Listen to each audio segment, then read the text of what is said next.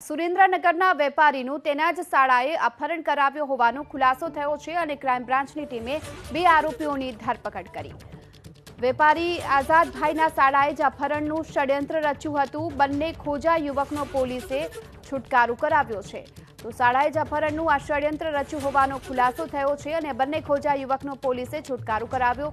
સુરેન્દ્રનગરના 2 યુવકોના અપહરણનો પર્દાફાશ કરી અમદાવાદ ક્રાઇમ બ્રાન્ચે આરોપીઓની પૂછપરછ કરતા આ મોટો ખુલાસો થયો।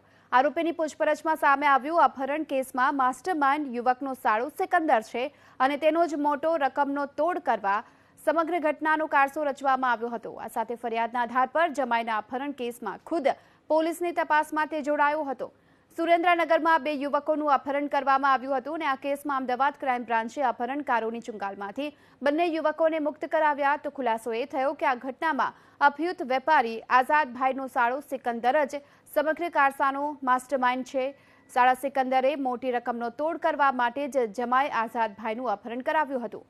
હાલ પોલીસે આ કેસમાં માસ્ટરમાઇન્ડ સિકંદર સહિત અન્ય આરોપીઓની ધરપકડ કરી। 12/2020 રોજ સુરેન્દ્રનગરથી 4 જણા અમદાવાદ આવવા નીકળેલા, જેમાં જે આઝાદભાઈ જીગરભાઈ ઉડ્ડા જે સાડીઓના વેપારી છે મોટા, એમનો બાબો સમીર અને એના નામનો જ બીજો એક સમીર જેનો પાડોશીમાં રહેતો હતો, એક સિકંદરભાઈ અને એનો ડ્રાઈવર જગદીશભાઈ ઇકો ગાડી લઈને GJ1 8348 લઈને, એટલે પેલા 2 જણા માધુપુરા અમદાવાદમાં ઉતરી ગયા અને પછી આ 2 છોકરા રામોલ ખાતે એના મિત્રને મળવા ગયા।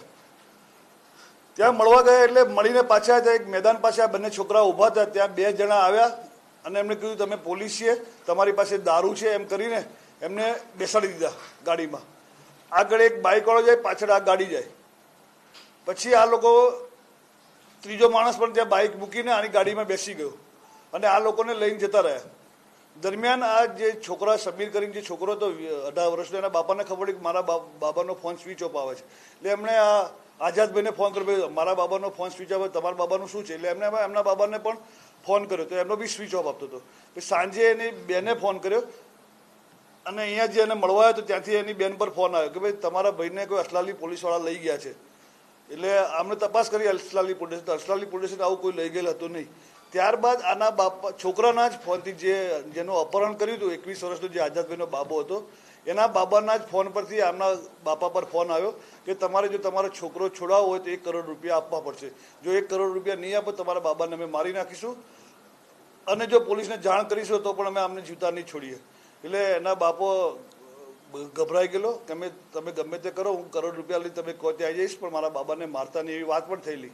ત્યારબાદ બીજે દિવસે આમનો ફોન આવ્યો એટલે આના બાપાએ કીધું કે આટલા ટૂંકા સમયમાંથી અમારે 1 કરોડ રૂપિયા થાય નહીં।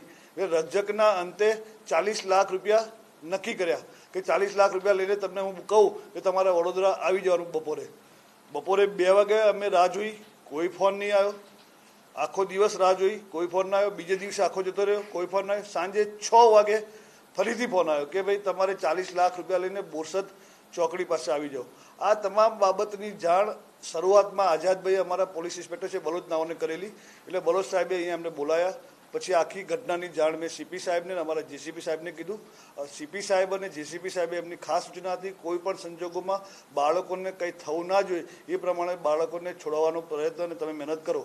એટલે મારે આખી ટીમ આગેવાની હેઠળ અમારી જે 11 PI છે, 15 થી 20 PSI અને 90% ક્રાઇમના માણસો, એટલે લગભગ 150 થી 200 માણસોની અમે અલગ અલગ ટીમો બનાવેલી।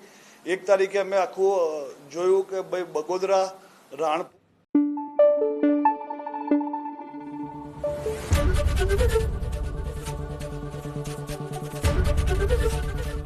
ABP અસ્મિતા, ગુજરાતની અસ્મિતા।